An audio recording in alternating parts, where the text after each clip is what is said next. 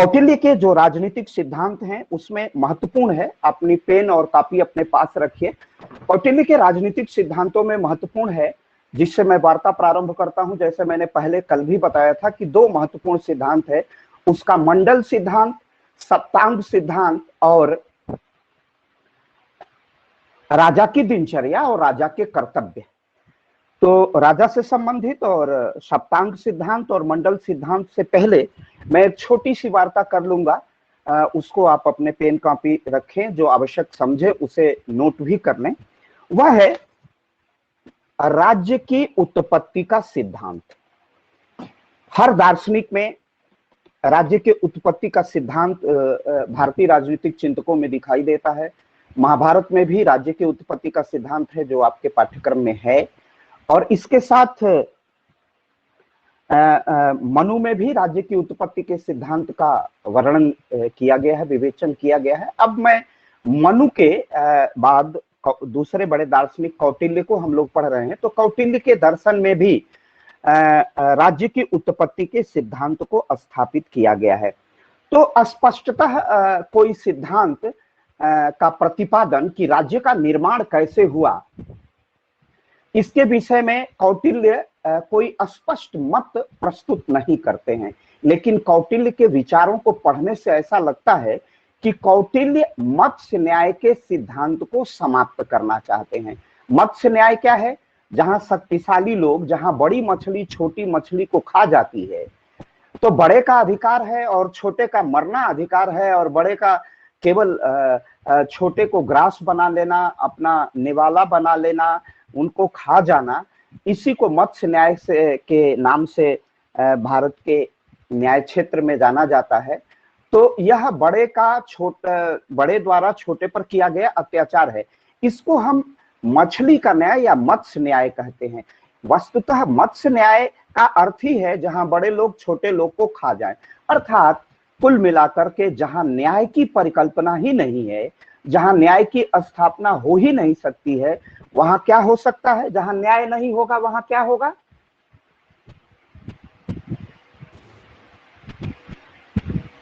एनार्किया होगी, अराजकता होगी। जहां पर न्याय नहीं होगा वहां पर अराजकता की स्थिति थी। और आचार्य विष्णुगुप्त कौटिल्य ने जो पूरा अपना जीवन का संघर्ष किया, आचार्य विष्णुगुप्त कौटिल्य ने जो अपनी मान्यताएं, अपनी दार्शनिक व्युत्पत्ति रखी, जो उन्होंने अपना राजनीतिक विचार रखा प्रशासन के लिए और राजनीति के लिए, उसका अभिप्राय ही था, कौटिल्य के राजनीतिक दर्शन का अभिप्राय ही था अराजकता का अंत करना, मत्स्य न्याय को समाप्त करना और न्याय की स्थापना करना। और जहां न्याय की स्थापना होगी, मत्स्य न्याय नहीं होगा, जंगल का राज नहीं होगा। जंगल के राज में भी शेर ही सबसे बड़ा होता है, वो सारे निरीह जानवरों को खा जाता है।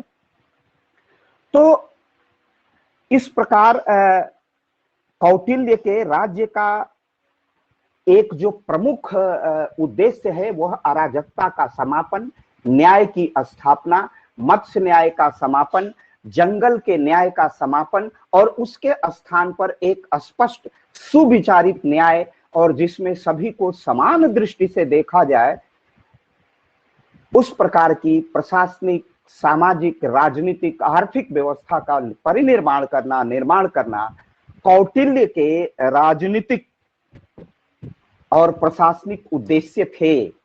और इसी प्रकार की न्याय व्यवस्था कौटिल्य स्थापित करना चाहते हैं। तो कौटिल्य के न्याय व्यवस्था को ध्यान में रखते हुए, उसी को दृष्टिपथ में रखते हुए, शक्तिशाली व्यक्ति निर्बल व्यक्तियों पर अत्याचार न करें, प्रत्येक मनुष्य बराबर की दृष्टि से देखा जाए, सबल निर्बल पर किसी प्रकार का अत्याचार, अनाचार, पापाचार न कर सके, समाज एक बराबरी के स्थिति में आ जाए, इस तथ्य की प्रतिस्थापना के लिए आचार्य विष्णुगुप्त कौटिल्य अपने राजनीतिक जीवन में लगातार इसी का प्रयास करते रहे, और यही चिंतन भारत को और दुनिया को देते रहे। और सबसे जो महत्वपूर्ण बात है कि कौटिल्य ने जो राजनीतिक दर्शन दिया, दुनिया का एकमात्र दार्शनिक जिसने जो राजनीतिक दर्शन दिया, जो राजनीतिक विचार दिया, उसको स्थापित करके दिखाया भी, उसका प्रायोगिक स्वरूप भी देखने को मिलता है। तो ये कौटिल्य की विशेष विशेषता है कि जो उन्होंने राजनीतिक दर्शन दिया, राजा उसी प्रकार का राज्य, उसी प्रकार के दुर्ग, उसी प्रकार की डिप्लोमेसी, उसी प्रकार के मंडल के सिद्धांत, सारे सिद्धांत उन्होंने जो बनाए थे, स्वयं करके, उसका प्रयोग करके, उसका अभिनव प्रयोग करके राजा को कितना प्रजा के प्रति उत्तरदायी बनाया जाए, ये सब व्यवस्था कौटिल्य ने स्वयं प्रयोग करके प्रतिस्थापित किया था। इसलिए कौटिल्य की राजनीतिक परिपक्वता की का लोहा मानना पड़ेगा। कौटिल्य ने जो कहा वो करके दिखाया, और उस राज्य के विषय में यत्र तत्र, उस मौर्य साम्राज्य के विषय में जो सामग्री मिलती है, विदेशी यात्रियों के जो विवरण मिलते हैं, और जो सुदूर खोजों में अभिलेखों से ज्ञात होता है कि मौर्य साम्राज्य की पताका कहां तक थी और कितना स्पष्ट सुराज स्थापित था, सुव्यवस्थित राज स्थापित था, वह इतिहास उसकी गवाही देता है। तो इस प्रकार जैसे महाभारत में मनु के सिद्धांत में यह स्पष्ट होता है कि जब जीवन इसी प्रकार के मत्स्य न्याय का जीवन था, तो मनुष्यों ने एक अपने मनुष्यों ने विवस्वान नामक व्यक्ति को अपना राजा चुना, जो मनु के पुत्र थे, और उन्होंने अन्न का 6वां भाग, व्यापार द्वारा प्राप्त धन का 10वां भाग, स्वर्ण का भाग, इस तरह एक रेवेन्यू की व्यवस्था की थी विवस्वान ने। तो इस तरह मत्स्य न्याय की समाप्ति, जंगल राज की समाप्ति और एक सुशासन की स्थापना से ऐसा प्रतीत होता है कि कौटिल्य ने राज्य के उत्पत्ति के संविदा, कॉन्ट्रैक्ट थ्योरी को स्वीकार कर लिया था। जब ये कौटिल्य इस बात को स्वीकार करते हैं कि विवस्वान को लोगों ने अपना राजा बनाया, तो एक राजा में और ये नागरिक में कॉन्ट्रैक्ट हुआ था, एक संविदा हुई थी, एक समझौता हुआ और राज्य का निर्माण हो गया। और राजा को अपने नागरिकों को ये विश्वास दिलाना था संविदा में, समझौते में, कि हम आपकी प्रत्येक दृष्टि से रक्षा करेंगे, आपके कल्याण के कार्य करेंगे और आप मुझे राजा बनाइए। तो ये राजा और प्रजा के बीच का एक समझौता था। तो संकेतात्मक रूप से, सिंबॉलिकली, बहुत स्पष्ट रूप से नहीं, लेकिन कौटिल्य के इन कथनों से ज्ञात होता है कि कौटिल्य राज्य के समझौतावादी सिद्धांत में विश्वास करते थे कि राज्य नामक जो संस्था मनुष्यों के लिए निर्मित हुई है, बनी हुई है, इसका उद्देश्य मनुष्यों का कल्याण करना है, और ये राज्य नामक संस्था कृत्रिम है, लोगों ने समझौते के माध्यम से इसे बनाया है। इसीलिए श्याम शास्त्री, जिसको कल मैंने बताया कि जिन्होंने कौटिल्य के पांडुलिपियों को पहली बार प्राप्त किया, कहीं से उन्हें मिली, फिर उसका अंग्रेजी अनुवाद करवाया श्याम शास्त्री ने, और दुनिया के में एक नया कौतूहल, विस्मय कायम हो गया कि इस पूरब के देश में राजनीति विज्ञान की इतनी गूढ़ बातें हुआ करती थी। तो श्याम शास्त्री ने कहा कि कौटिल्य के काल में जो राज्य के उत्पत्ति का सिद्धांत था, वो सामाजिक अनुबंध था, सामाजिक समझौते का सिद्धांत था। अपने ग्रंथ अर्थशास्त्र में भी कौटिल्य कभी कभी राजा में ईश्वरी गुण को देखते हैं, तो ऐसा प्रतीत होता है कि राजा को वो ईश्वर का अवतार मान रहे हैं और दैवी उत्पत्ति के सिद्धांत में विश्वास करते हैं। लेकिन फिर आगे बढ़ते हैं तो ऐसा प्रतीत होता है कि उनका मूल विश्वास संविदा में था। संविदा में विश्वास का मूल कारण था कि अपने नागरिकों के प्रति अनन्य आस्था थी आचार्य विष्णुगुप्त कौटिल्य की, और वो हर स्तर पर अपने नागरिकों को सर्वोपरि मानते हुए उनके कल्याण के निमित्त ही राजा को स्थापित करते हैं या राजा को निर्मित करते हैं, तो एक बड़ा सुखद वैचारिक संयोग है। इसी आधार पर कहा जा सकता है कि कौटिल्य ने सदैव सामाजिक संविदा के सिद्धांत, सामाजिक समझौते के सिद्धांत में विश्वास किया। और उसने कहा, आचार्य ने भी कहा, आचार्य विष्णुगुप्त कौटिल्य ने, कि जो हमारे सामने राज्य है, जो प्रतिष्ठापित राज्य है, जिस राज्य के हम नागरिक हैं, वह संविदा या समझौते का परिणाम है, वह कंटेक्ट का परिणाम है। यह कंटेक्ट से हुआ है, संविदा से हुआ, समझौते से हुआ है। तो उनकी जो मूल भावना है वह संविदा के सिद्धांत में अभिव्यक्ति पाती है। कौटिल्य के संविदा सिद्धांत वैसे ही हैं जैसे राज्य की उत्पत्ति के आपने 3 महत्वपूर्ण दार्शनिकों को फर्स्ट ईयर और सेकेंड ईयर में भी पढ़ा था। क्या नाम है उनके? उन महत्वपूर्ण दार्शनिकों के क्या नाम है? करेक्ट। तो हाब्स, लाक, रूसो, आपके बीच से ही इसका प्रत्युत्तर आ गया। हाब्स और लाक, रूसो, हाब्स निरंकुश संप्रभुता को स्थापित करता है, लाक वैधानिक संप्रभुता को स्थापित करता है, और जीन जैक्स रूसो लोकप्रिय संप्रभुता को स्थापित करता है। तो संविदा सिद्धांत में आप ये सब जानते हैं। तो बहुत कुछ संविदा सिद्धांत कुछ मिलता जुलता हाब्स के करीब है, क्योंकि हाब्स कहता है कि संविदा क्यों हुई, तो हाब्स प्रत्युत्तर देता है कि जब समाज में अराजकता बढ़ गई तो समाज के लोगों ने ही आपस में संविदा किया और एक निरंकुश राज्य और राजा की स्थापना की, जिसे वो लेवियाथान कहता है। और आपने उसके ग्रंथ की परिचर्चा सुनी होगी, उस ग्रंथ का नाम आप जानते हैं। तो उसने लेवियाथान को एक निरंकुश राजा बनाया, और राजा निरंकुश इसलिए था कि राजा समझौते का परिणाम नहीं था, भाग नहीं था। लेकिन हाब्स के सिद्धांत से मूलतः भिन्न तथा लाक और रूसो के विचारधारा से भी बिल्कुल अस्पष्ट दृष्टि से अस्पष्टता आपको मिल गई है। एक में निरंकुश, एक में वैधानिक और एक में लोकप्रिय संप्रभुता। हाब्स की संप्रभुता निरंकुश है क्योंकि राजा संविदा का भाग नहीं है। जनता आपस में संविदा करती है, राजा का निर्माण करती है, तो राजा की कोई रिस्पांसिबिलिटी, राजा का कोई उत्तरदायित्व तो प्रजा के प्रति नहीं। इसी प्रकार लाक ने कहा कि प्रजा को अपने राजाओं के विरोध करने, राजा का विरोध करने का भी अधिकार है।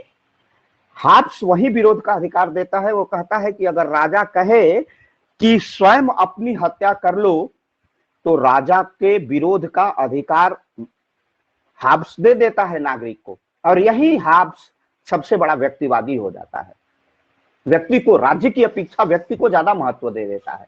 लाक कहता है कि प्रजा को वैधानिक स्तर तो देता है, वह वैधानिक संप्रभुता है। वैधानिकता का अर्थ है कि प्रजा और राजा दोनों विधियों से बंधे हुए हैं, विधियों से ऊपर नहीं है। इसलिए प्रजा की भी सीमाएं हैं और राजा की भी सीमाएं।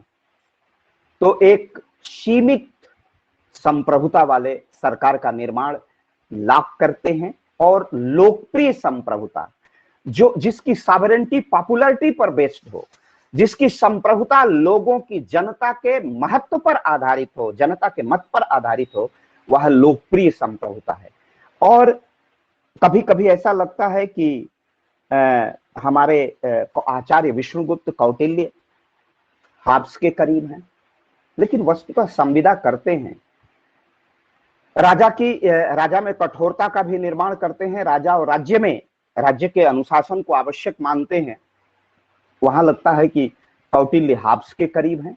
फिर राजा का प्रजा के प्रति अत्यंत उत्तरदायित्वपूर्ण व्यवहार और कार्य और कर्तव्य और धर्म निभाने का आदेश आचार्य विष्णुगुप्त कौटिल्य देते हैं। वहां लगता है कि वो लाक से प्रभावित हो गए हैं और विधि विधान और प्रजा से, राजा और प्रजा से विधि को ऊपर का महत्व देते हैं। फिर लगता है आगे जब हम चलते हैं तो उनके संप्रभुता के सिद्धांत में जनता सर्वोपरि हो जाती है, व्यक्ति से बड़ा राज्य और समुदाय राष्ट्र हो जाता है। इसलिए इन तीनों संविदावादी विचारकों की कुछ कुछ झलक हमें दिखाई देगी आचार्य विष्णुगुप्त कौटिल्य ने।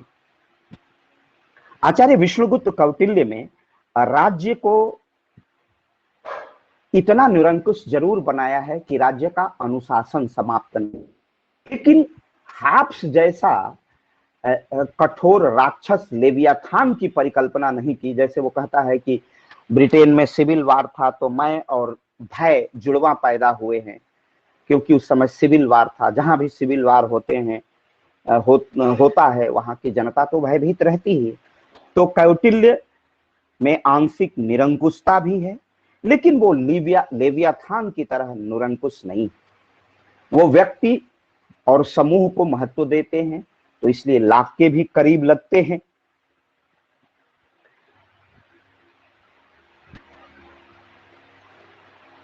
रूसो लोकतंत्र में आस्था पॉपुलर कर लेता है, लेकिन वो जमाना लोकतंत्र का नहीं था। लेकिन लोकतंत्र के न होते हुए भी और राजा पर इतने कर्तव्य आरोपित थे कि राजा अपनी विधिक मर्यादाओं का उल्लंघन नहीं कर सकता था कौटिल्य का राजा। इस प्रकार कौटिल्य ने अपने संविदा सिद्धांत में राजा के कर्तव्य, प्रजा के कर्तव्य और वो लाख रूसों के संविधा से बिल्कुल भिन्न भारत की भावभूमि पर आधारित संविदा थी। वह स्वयं भारतीय चिंतन से निकला हुआ पक्ष था और कौटिल्य ने उसको कह दिया कि हमारी संप्रभुता एक ऐसी संप्रभुता होनी चाहिए जिसमें प्रजा का पर्याप्त हित हो, राजा में इतनी शक्ति हो कि वो प्रजा का पालन कर सके, राजा में इतनी शक्ति हो कि वह प्रजा के सुख दुख में सम्मिलित हो सके, दंड भी दे सके और दंड से विमुक्ति भी कर सके, अराजकता का समापन कर सके, जंगल राज और मत्स्य न्याय का समापन कर सके। इतनी सुदृढ़ आधार कौटिल्य ने अपने राज्य को दी है और कौटिल्य ने राज्य के उत्पत्ति के सिद्धांत में संविदावादी सिद्धांत को अपने दार्शनिक स्वरूप में स्वीकार करते हैं। राजा को यह भी अधिकार, जैसे मनु ने भी प्रजा को अधिकार दिया था कि अगर राजा निरंकुश या आचरण विहीन हो जाए तो उस राजा को वहां के नागरिक हटा सकते हैं। कुछ ऐसी ही परिकल्पना के समीप हैं कौटिल्य, आचार्य विष्णुगुप्त। तो इनमें तीनों का कुछ न कुछ अंश है। अब आपके मन में एक प्रश्न उठ सकता है कि उसका समाधान मैं कर देता हूं कि युग तो राजतंत्र का था। तुलना हम लोग कर रहे हैं जीन जैक्स रूसो, लॉक और हाब्स से। हाब्स की संप्रभुता, जैसा मैंने आपको बताया कि लोकप्रिय संप्रभुता है। लोकप्रिय संप्रभुता मतलब वहां डेमोक्रेटिक स्टेप हो। डेमोक्रेटिक मतलब जहां अपने मतदान के माध्यम से प्रशासक को चुनने का अनन्य अधिकार है। लेकिन कौटिल्य के समय पर इस प्रकार की प्रजातांत्रिक व्यवस्था के हमें दर्शन नहीं होते हैं।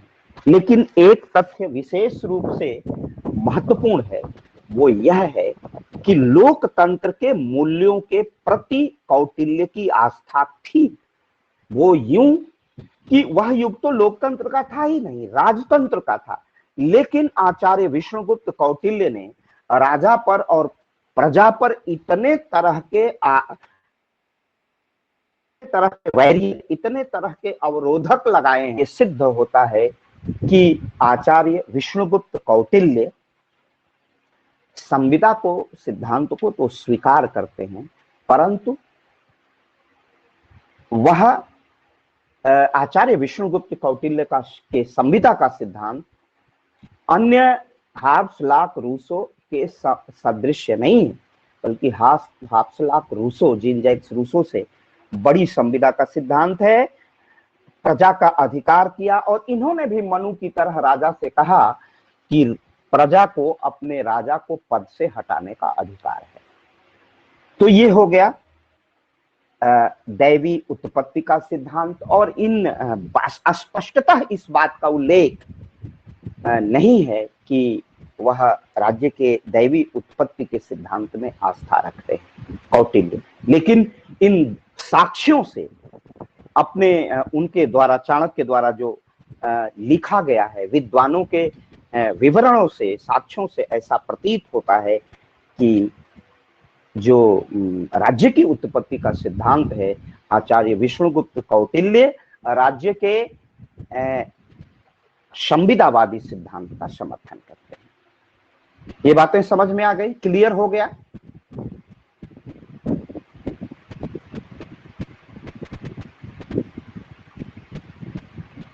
मेरी आवाज आप तक पहुंच रही है? हेलो? Yes sir. हाँ, ठीक ठीक, ओके। अब हम अब म्यूट कर लीजिए, अपने को म्यूट कर लीजिए। अब हम दूसरे महत्वपूर्ण भाग पर आते हैं। अपने कागज और कलम को तैयार रखिए, दूसरे टॉपिक पर हम चर्चा करते हैं। तो इसको लिख लीजिएगा। राज्य के उत्पत्ति के, दैवी उत्पत्ति के सिद्धांत के समर्थक हैं आचार्य विष्णुगुप्त कौटिल्य। कौटिल्य के राजनीतिक दर्शन का दूसरा महत्वपूर्ण पक्ष है साप्तांग सिद्धांत। साप्तांग मतलब सप्तांग, मतलब सप्त माने 7 अंगों का सिद्धांत। 7 अंगों का सिद्धांत। इन्होंने राज्य में 7 अंगों की विशिष्ट भूमिका की परिचर्चा की है। वो 7 अंग हैं। पहला स्वामी, दूसरा आमात्य, तीसरा जनपद, चौथा दुर्ग, पांचवा कोष, छठा दंड अथवा सेना, सैन्य बल, और 7वां मित्र। इसको नोट कर लीजिए क्या क्या है, तब हम इस पर एक एक करके आप 7 अंगों के सिद्धांत को हम बताएंगे। 7 इनके अंग हैं। पहला स्वामी,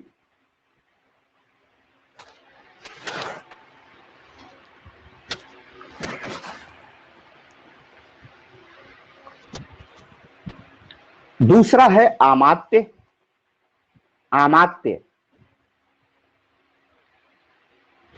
तीसरा है जनपद,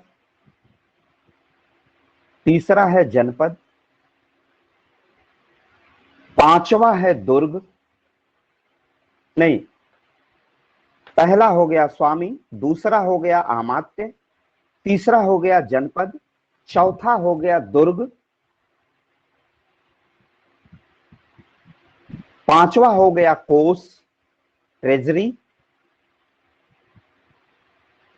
छठा हो गया दंड अथवा सेना, और 7वां हो गया मित्र। आप लोगों ने नोट कर लिया होगा। स्वामी, आमात्य, जनपद, दुर्ग, कोष,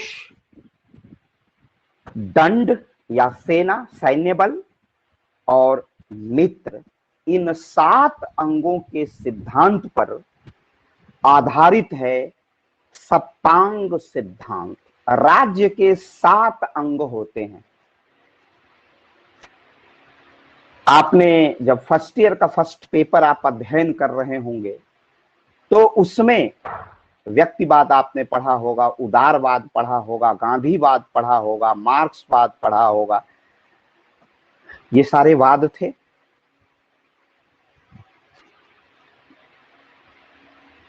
उसी में जब बीए फर्स्ट ईयर में ही आप पढ़ रहे थे तो राज्य की उत्पत्ति और राज्य के जितनी परिभाषाएं दी गई उसमें से एक परिभाषा थी जिसका सिर, जिसे हम कहते थे, वो अपने स्थान पर रही होगी,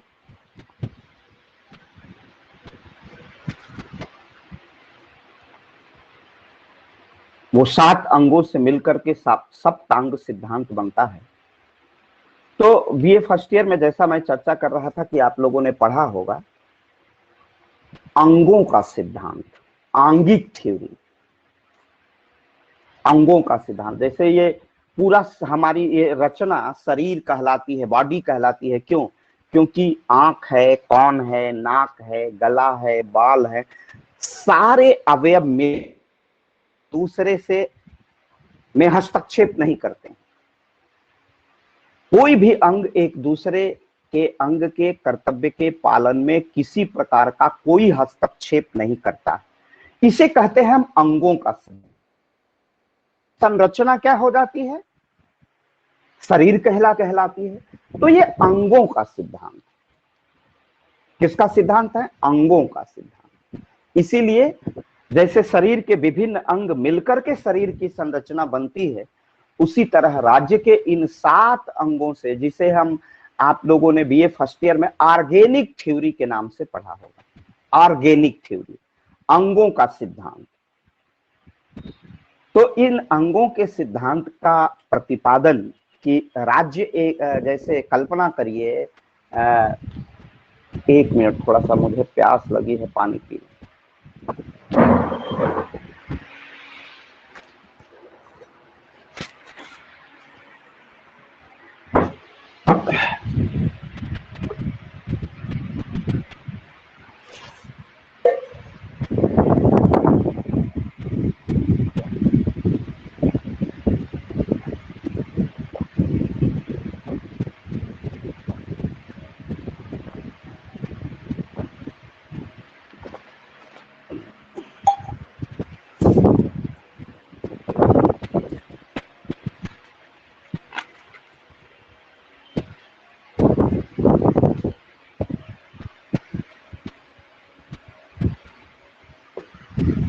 तो इन 7 अंगों का सिद्धांत, आपने हर्बर्ट स्पेंसर आंगिक सिद्धांत की बात करता है। प्लेटो अंगों के सिद्धांत के राज्य का आपने पढ़ा होगा, विवेक, शौर्य, वासना, इसके आधार पर राज्य का निर्माण होता है। व्यक्ति राज्य को विराट पुरुष के रूप में देखता है। व्यक्ति का विराट रूप राज्य है, प्लेटो कहता है। अरस्तु राज्य को सर्वोच्च संवास बनाता है, सबसे बड़ी संस्था बताता है। उसी तरह प्लेटो के उन्हीं सिद्धांतों की तरह, उन्हीं सिद्धांतों की भांति आचार्य विष्णुगुप्त कौटिल्य ने भी अपने अंगों की परिकल्पना की, 7 अंगों की परिकल्पना की। और भारत के राजनीति विज्ञान में, भारत के राजनीति विज्ञान शास्त्रियों में, बेटा आप म्यूट कर लीजिए, मनु, भीष्म, शुक्र जैसे इनके पहले, कौटिल्य के पहले के राजनीति शास्त्रियों ने इन अंगों के सिद्धांत का भरपूर वर्णन उपयोग किया है और राज्य का अंगों का सिद्धांत बताते हैं, जिसे सावयव ऑर्गेनिक थ्योरी कहते हैं, अंगों के सिद्धांत के रूप में जिसे हम मान्यता देते हैं। राज्य को एक शरीर मानते हैं, एक विराट मुखमा सिद्ध ब्राह्मण राजन्यो कर, इस तरह करके राज्य की परिकल्पना की जाती है ऋग्वेद के 10वें मंडल में। लेकिन इसी प्रकार कहा गया, शुक्र नीति में कहा गया था कि शरीर, यह राज्य शरीर के स्वरूप में है, जिसमें मेधा के रूप में या मस्तिष्क के रूप में राजा है। अमात्य उसकी आंखें हैं, अमात्य माने मंत्री। सुहृत एक अधिकारी होता था, वो कहता है, शुक्रनीति कहते हैं कि सुहृत कान है। कोष माने रेवेन्यू, ट्रेजरी उसका मुख है। बल, फोर्स राज्य का मन है। दुर्ग उसके राज्य के हाथ हैं। दुर्ग माने जो फोर्ट बने हुए हैं, जैसे लाल किला है। राष्ट्र पैर के समान है। तो ये अंगों का सिद्धांत, इस बात को आचार्य विष्णुगुप्त भी स्वीकार करते हैं। अपने पूर्ववर्ती विचारकों की तरह, पूर्ववर्ती विचारकों में शुक्र हैं, मनु हैं, भीष्म हैं। भीष्म शांति पर्व में राज्य की लंबी चौड़ी बात करते हैं, राज्य की उत्पत्ति के विषय में बात करते हैं, राजा के विषय में, राज्य के विषय में बात करते हैं। तो सबने अंगों के सिद्धांत में सहमति व्यक्त की और आचार्य विष्णुगुप्त कौटिल्य ने भी राज्य को एक विशाल पुरुष का अंग मान लिया और कहा कि सारे अमात्य, स्वामी, जनपद, दुर्ग, कोष, ये सारा मिलकर के राज्य एक शरीर के रूप में हमारे सामने आता है, शरीर के रूप में ही है। और यह अंगों का सिद्धांत है। जैसे राज्य के विभिन्न, शरीर के विभिन्न अंग होते हैं, आंख, कान, नाक, गला, हाथ, मस्तिष्क, उसी तरह राज्य के भी अंग होते हैं। और उन अंगों को हम जानते हैं, कार्यपालिका, विधायिका और न्यायपालिका आज आधुनिक युग में कहते हैं। तो इसी प्रकार 7 अंगों की परिकल्पना आचार्य विष्णुगुप्त कौटिल्य ने की थी। और ये 7 अंग थे: स्वामी, अमात्य, स्वामी मतलब राजा है, यहाँ लिख लीजिए, स्वामी मतलब राजा, आगे लिख लीजिए, अमात्य मतलब मंत्री, जनपद माने क्षेत्र से है, भौगोलिक क्षेत्र से है, जनपद यहाँ एक छोटे छोटे प्रदेश से है, एक छोटे छोटे भू क्षेत्र से है, दुर्ग आप जानते हैं, फोर्ट, किले, कोष माने रेवेन्यू, राजा के पास कहां से धन आ रहा है, दंड माने किस प्रकार उसके पास सैन्य बल है, उसके पास सामरिक क्षमता कितनी है, ये राज्य का एक अनिवार्य अंग है। और उसके बाद मित्र, मित्र का आशय है डिप्लोमेसी, हम किस राज्य से मैत्रीपूर्ण संबंध रखें और किस राज्य से मैत्रीपूर्ण संबंध न रखें। अब एक एक की व्याख्या सुनते चलिए और उसको अपने हिसाब से बाद में या अभी लिखते चलिए। स्वामी, कौटिल्य ने, आचार्य विष्णुगुप्त कौटिल्य के अनुसार राज्य का सबसे बड़ा प्रशासनिक अधिकारी उसका स्वामी या राजा होता है। क्योंकि आप सबको ज्ञात है कि जिस युग के इस बड़े दार्शनिक को हम पढ़ रहे हैं, आचार्य विष्णुगुप्त कौटिल्य को, वह युग राजतंत्र का युग है। तो उसमें बहुत हम social justice, economical justice, political justice और किसी प्रकार के न्याय की परिकल्पना उस युग में हम नहीं कर सकते हैं। फिर भी कौटिल्य ने आज से भी बेहतर, आज से भी सर्वोत्कृष्ट, उत्कृष्ट प्रशासनिक व्यवस्था की परिकल्पना की थी। तो स्वामी का अर्थ है अर्थात राजा, उसको स्वामी नाम दिया है क्योंकि कार्यपालिका का वही सर्वोच्च अधिकारी है। उसका कहा गया, उसके द्वारा कही गई बातें विधि हैं, उसके द्वारा बोली गई बातें विधि हैं। विधायिका, कार्यपालिका और न्यायपालिका की तीनों शक्तियों से युक्त है राजा। तो स्वामी वही राजा है। स्वामी का अर्थ वही है जैसा आप प्रशासन में शुरू से जानते हैं, आदेश देना, निर्देश देना, नियंत्रण करना, और आदेश का उल्लंघन होने पर दंड देने की शक्ति भी अगर उस व्यक्ति में या अधिकारी में निहित है तभी कहा जाएगा कि शक्ति है, जब वह कार्य करता है, कार्यपालिका के रूप में कार्य करता है। तो स्वामी को आदेश देने, प्रबंधन करने की शक्ति प्राप्त है। प्रजा का पालन करना राजा का उत्तरदायित्व है। ये आचार्य विष्णुगुप्त कौटिल्य में अत्यंत कठोरता पूर्वक राजा पर यह आरोपित कर दिया था कि राजा का कर्तव्य होगा कि वह अपने प्रजा का पालन करे।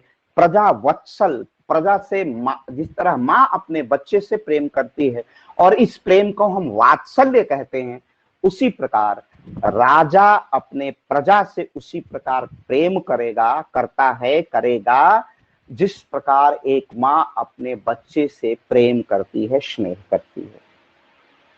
तो राजा पर, राजा को कहा गया कि वह क्या है, वह मेधा है, मस्तिष्क है, उसे आदेश देने की शक्ति है, उसे ही हम स्वामी कहेंगे। वह प्रजा का पोषण करे, शत्रुओं से रक्षा करे, मत्स्य न्याय का, अच्छा बड़ी मछली छोटी मछली को खा जाती है, इस तरह की न्याय व्यवस्था, प्रशासनिक व्यवस्था का अंत करे। राजा में विनय होना चाहिए, विवेक होना चाहिए, बुद्धिमत्ता होनी चाहिए, इंटेलिजेंस, क्वेरेंस होना चाहिए, उसे इमोशनल भी होना चाहिए, दुख में दुखी, सुख में सुखी भी होना चाहिए। उसे मित्र का ज्ञान होना चाहिए राजा को कि किसे मित्र बनाए, किसे न बनाए, कौन धोखा दे देगा। ये सारे प्रश्न, इन सारे प्रश्नों का प्रत्युत्तर अपने स्वामी के माध्यम से राजा प्रस्तुत करते हैं और बताते हैं कि स्वामी में क्या क्या तथ्य समाहित हैं। प्रजा का पोषण, प्रजा का रक्षण, रक्षा करना, शत्रु और मित्र का ज्ञान सुनिश्चित करना, यह भी स्वामी का उत्तरदायित्व और कर्तव्य है। आवश्यकता अनुसार सभी कार्य करने की छूट देना नागरिकों को, राजा का व्यक्तिगत आचरण, इसके साथ साथ आचार्य विष्णुगुप्त कौटिल्य ने यह भी सिखाया और बताया कि राजा का व्यक्तिगत आचरण अत्यंत श्रेष्ठ होना चाहिए। अगर राजा का व्यक्तिगत आचरण श्रेष्ठ नहीं है तो फिर वह प्रजा के किसी काम का नहीं है, उसके द्वारा प्रजा का कल्याण सुनिश्चित नहीं हो सकता। तो ये राजा के विषय में आपने सुन लिया। आपको राजा के विषय में कोई अब शंका है कि राजा के विषय में स्थिति बिल्कुल स्पष्ट हो गई? मेरे लेक्चर के बाद आप उसे समझ सकते हैं, लिख सकते हैं। I am right? मैं सही हूं? Yes, sir. आपने स्वामी को Yes, sir. आपने स्वामी को Yes, sir. Yes, sir. Okay okay okay बेटा, ओके। अब हम दूसरे म्यूट कर लीजिए। अब बेटा मैं दूसरे पक्ष पर आता हूं। स्वामी को आपने राजा को समझ लिया, आप लिख सकते हैं, और मैं समझता हूं कि मेरा साधारण से साधारण विद्यार्थी इसको समझ गया होगा, लिख लेगा। दूसरे पर आते हैं अमात्य। अमात्य, अच्छा एक चीज और मैं रोक के बता दूं, शासन में 3 अंग हमेशा दिखाई देंगे, तभी काम चलता है। राजतंत्र में शासन के तीनों अंगों में घालमेल हो जाता है, कार्यपालिका, विधायिका और न्यायपालिका। कार्यपालिका का काम प्रशासन करना, विधायिका का काम विधियों का निर्माण करना जिसके अनुसार शासन होगा, और न्यायपालिका का काम इन्हीं विधियों की रक्षा करना, संविधान की रक्षा करना और नागरिकों के मौलिक अधिकारों की रक्षा करना और उनको संरक्षण प्रदान करना राजा का क्या है? कर्तव्य है। ये न्यायपालिका का कर्तव्य है। तो मेरे कहने का अर्थ ये है कि कार्यपालिका, विधायिका और न्यायपालिका अगर आप ध्यान से देखेंगे तो शासन का चाहे जो स्वरूप है, वो निरंकुश तंत्र का रहा हो, राजतंत्र का रहा हो, लोकतंत्र का हो, इसके पहले सैनिक तानाशाही का हो, कहीं ना कहीं शासन के ये तीनों स्वरूप दिखाई देंगे। शासन के 3 अंग कार्यपालिका, विधायिका और न्यायपालिका दिखाई देंगे, अवश्यमेव दिखाई देंगे। तो इन अंगों का हमने जिक्र इसलिए कर दिया कि जब हम पढ़ेंगे अमात्य तो उसे हम कार्यपालिका मानेंगे, विधायिका मानेंगे या लेजिस्लेशन मानेंगे।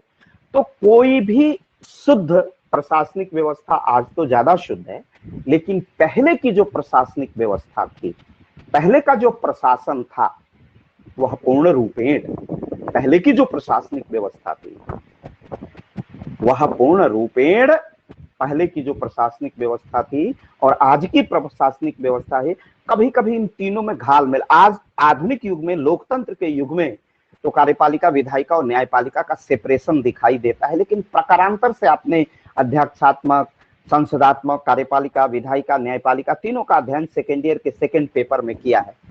देखिए, विधायिका का काम विधियों का निर्माण है, लेकिन विधियों के निर्माण की शुरुआत कौन करता है? सरकार करती है। सदन में उसी का बहुमत होता है, कहने को विधायिका बनाती है, लेकिन उस पर पूरा नियंत्रण कार्यपालिका का होता है। तो मेरे कहने का एक घालमेल था, एक मिक्सअप था, एक जो संबंध था वो परस्पर व्यापी था। ओवरलैपिंग का रिलेशनशिप इन अंगों में दिखाई देता है और आज भी कभी कभी ऐसा प्रतीत होता है। तो दूसरा महत्वपूर्ण अंग था अमात्य। मैं इन बातों की इसलिए चर्चा शासन के तीनों अंगों के कर दिया कि राजा तो सबसे बड़ा वो सिर है, मेधा है, मस्तिष्क है, लेकिन उसके पास मंत्री भी, कुशल मंत्री होने चाहिए। अमात्य, महाअमात्य स्वयं चाणक्य थे, महामंत्री स्वयं चाणक्य थे। तो राजा को ऐसे अमात्यों की, ऐसे मंत्रियों की आवश्यकता है जो राजा को उचित परामर्श दे सके और राजा उसी परामर्श के अनुसार कार्य करके अपना सर्वोत्कृष्ट स्वरूप राज्य को दे सके, राज्य को अच्छा सुशासन दे सके। ये सारी बातें आप समझ रहे होंगे। तो दूसरा उसका महत्वपूर्ण क्या है? दूसरा महत्वपूर्ण सप्त अंगों के सिद्धांत में है, सप्तांग सिद्धांत में अमात्य। अमात्य का आशय जैसा मैंने पहले बताया मंत्री से है। उच्च प्रशासनिक, उसे मंत्री कहिए, उच्च प्रशासनिक अधिकारी कहिए। स्वयं आचार्य विष्णुगुप्त कौटिल्य चाणक्य के महाअमात्य थे, महामंत्री थे। कौटिल्य कहता है, यह प्रस्तावित करता है कि राजा को चाहिए कि वह निष्ठावान तथा योग्य व्यक्तियों को ही अमात्य पद पर, माने मंत्री पद पर नियुक्त करे तथा अपने सहपाठियों, संबंधियों और अनुशंसा वाले, माने अनुशंसा माने रिकमेंडेशन, सिफारिश वालों को न रखे, सिफारिश वाले लोगों को अमात्य न बनाए यदि वे इसकी पात्रता न रखते हों। तो देखिए, करप्शन को हटाने का उस समय ईसा की 3री शताब्दी में पहले यह राजनीति विज्ञान का प्रोफेसर कितनी गूढ़ और गंभीर सूक्ष्म बात कर रहा है। राजा अपने मित्रों को अगर अमात्य बना देगा तो मैत्री भाव में महाअमात्य राजा के कठोर निर्णयों का विरोध नहीं कर पाएगा। और अमात्य ऐसा होने चाहिए कि जो अप्रिय भी हो राजा के लिए, उस अप्रिय वचन को भी कह देने का निर्देश आचार्य विष्णुगुप्त कौटिल्य अपने अमात्य और महाअमात्य को देते थे। तो इसलिए उन्होंने कहा कि ऐसे सहपाठियों को, संबंधियों को, रिश्तेदारों को वह इन पदों पर, क्योंकि इससे प्रशासनिक व्यवस्था में कमी आएगी। इसमें प्रशासन जहां उदार होना चाहिए उदार नहीं हो पाएगा, जहां कठोर होना चाहिए प्रशासन कोई सशक्त निर्णय नहीं ले पाएगा। तो इसे हम कहते हैं, इसे ही हम कहते हैं अमात्य। अमात्य जो दूसरा महत्वपूर्ण अंग है, आपने समझ लिया, जान लिया। कौटिल्य ने अमात्य या मंत्री, जिसे अनिवार्य अंग माना है। कोई राजतंत्र में, कौटिल्य कहते हैं कि बिना अमात्य के वहां की प्रशासनिक व्यवस्था की परिकल्पना ही नहीं की जा सकती।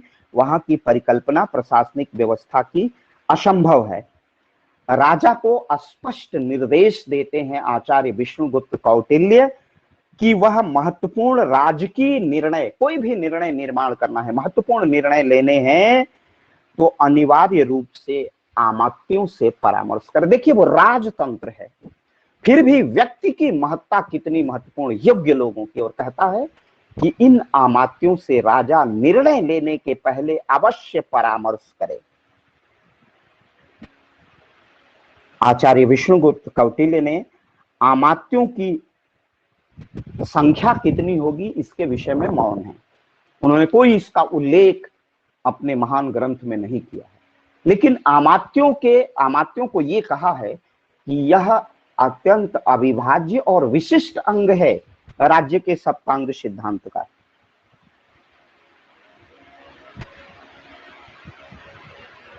फिर एक स्थान पर आचार्य विष्णुगुप्त कहते हैं कि आवश्यकता अनुसार अमात्यों की नियुक्ति का अधिकार राजा को है। अगर राजा को प्रतीत होता है कि हमें अधिक अमात्य चाहिए, महामंत्री अधिक चाहिए, तो वो नियुक्त कर सकता था। ऐसा अधिकार दिया था आचार्य विष्णुगुप्त ने अपने राजा को। अब तीसरे उसके महत्वपूर्ण पक्ष पर आते हैं, जनपद।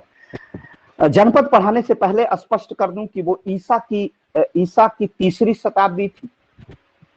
ईसा के 6ठी शताब्दी ईसा पूर्व में बुद्ध हुए थे, तो राज्य बहुत छोटे छोटे थे। तो यहाँ जो आचार्य विष्णुगुप्त कौटिल्य ने जिन जनपदों की परिचर्चा की है, वो वस्तुतः छोटे छोटे राज्य ही है। जैसे प्रयागराज एक छोटा सा राज्य हो गया, जिसे ये कौशाम्बी था, प्राचीन काल में, बौद्ध काल में था। तो जनपद का अर्थ है वह भूक्षेत्र जिस पर कृषि कर्म होता है और जहां जनता निवास करती है। इसको आचार्य कौटिल्य जनपद कहते हैं, भूक्षेत्र से है।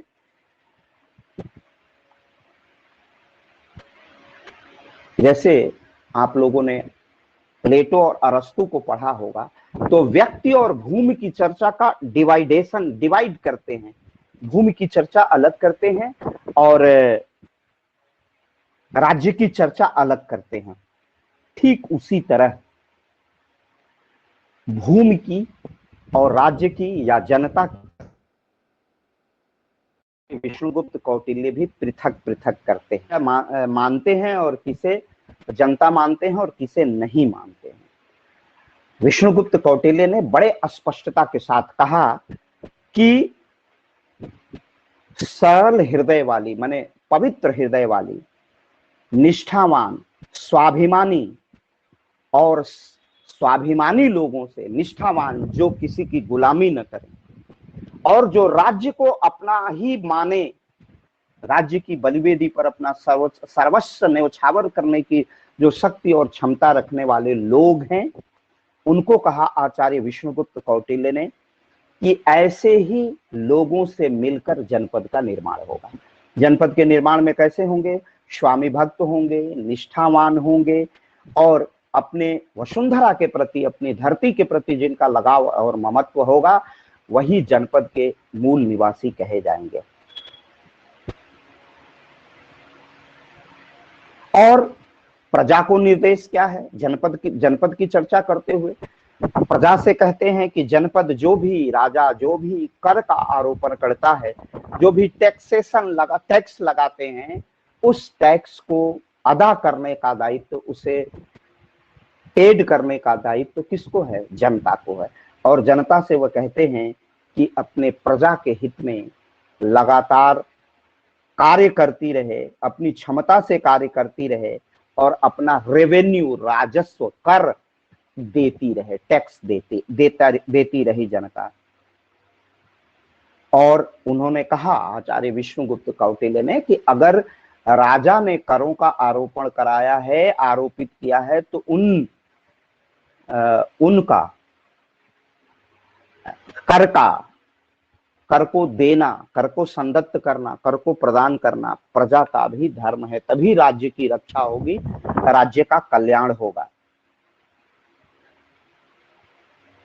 भूमि की और भूवासियों की जब चर्चा करते हैं, भूमि के अलग बताते हैं और राज्य को अलग बताते हैं, तब चर्चा करते हुए भौगोलिक क्षेत्र की चर्चा करते हैं और कहते हैं कि नदी, तालाब, वन, खाने, जलीय स्थलीय मार्ग, उपजाऊ मिट्टी, पशु पक्षी, ये सब जनपद के अधीन है। कौटिल्य अपने जितने पड़ोसी नेबर स्टेट थे, पड़ोसी राज्यों के विषय में भी विचार व्यक्त करते हैं और कहते हैं कि हमें अपने सीमा पर सटे राज्यों से अत्यंत सावधान रहना चाहिए। सीमा से सटे राज्यों के पर सावधान रहना चाहिए। तो ये भूमि के विषय में, जनपद के विषय में आचार्य विष्णुगुप्त कौटिल्य के विचार थे। अब मैं इसके चौथे भाग पर आता हूं, जिसे कौटिल्य दुर्ग कहते हैं। दुर्ग का अर्थ किले से है। उन्होंने कहा, कौटिल्य ने कहा है कि दुर्ग किसी जनपद की रक्षा करने के लिए बड़े महत्वपूर्ण हैं और दुर्ग राज्य की कल्पना नहीं की जा सकती है। दुर्ग अनिवार्य रूप से राज्य के भाग हैं। दुर्ग की उपयोगिता राज्य की रक्षा में है, क्योंकि दुर्ग में ही सैन्य बल होंगे, दुर्ग के दरवाजे बंद कर दिए जाएंगे, विदेशी आक्रमणों से सेना से रक्षा करेंगे, क्योंकि दुर्ग में सेना रहती है और उसके चारों ओर खाई बनवा दी जाती है। तो इसलिए दुर्गों की परिचर्चा की है। और दुर्ग वह है जिसमें सामरिक महत्व की चीजें रखी जाए, समर नीति से अर्थात युद्ध नीति से संबंधित चीजें रखी जाए। तो जहां राज्य की रक्षा इसी दुर्ग के माध्यम से करने का संकेत करते हैं। और वो दुर्ग के भी कई प्रकार बताते हैं। एक दुर्ग है, 4 दुर्गों की परिकल्पना लिख लीजिए। 4 प्रकार के दुर्ग आचार्य विष्णुगुप्त कौटिल्य बताते हैं। 4 दुर्गों में से है औदिक, जो चारों ओर वनों से आच्छादित हो, चारों ओर वन से घिरा हुआ हो, उसे औदिक दुर्ग कहते हैं। ऐसा किला बनाइए जो चारों ओर जंगलों से घिरा हो, जिसे विदेशी परराष्ट्र के लोग आसानी से न देख सके। तो उन्होंने कहा कि दुर्ग जो चारों ओर घने जंगलों से घिरा हुआ है, पर्वतों के बीच है, उसमें सर्वोत्तम रक्षा होती है, ऐसे दुर्ग को औदिक दुर्ग कहा। उसके बाद पार्वत दुर्ग की, जो पर्वतों के बीच में बना हुआ है। औदिक जंगलों के बीच, पार्वत पर्वतों के बीच, धानवन जो निर्जन मरु प्रदेश में हो, ऐसा जहां पर कोई उत्पादकता न होती है, वहां पर भी राज्य के लिए दुर्ग बनाने की बात करते हैं आचार्य विष्णुगुप्त कौटिल्य, और उसे धानवन कहते हैं, धानवन दुर्ग कहते हैं। मरुभूमि में जो दुर्ग बने, और इस प्रकार औदिक, पार्वत, धानवन, और एक वन दुर्ग में एक तो औदिक को कहा कि वो जंगलों के बीच हो, और वन दुर्ग का भी निर्माण कहा कि ये दुर्लभ किस्म के हैं। अगर राज्य ऐसे वन दुर्ग बना लेते हैं कि चारों तरफ से जंगल ही जंगल हो, बीच में दुर्ग हो। इन 4 प्रकार के दुर्गों की परिकल्पना प्रस्तुत करते हैं। इसके बाद बचता है कोष, दंड और मित्र। मेरी संख्या भी घट रही है और आपका को लेक्चर सुनने में भी अब बहुत लंबा ऊब हो जाएगा, इसलिए मैं आज यहीं समाप्त करता हूं।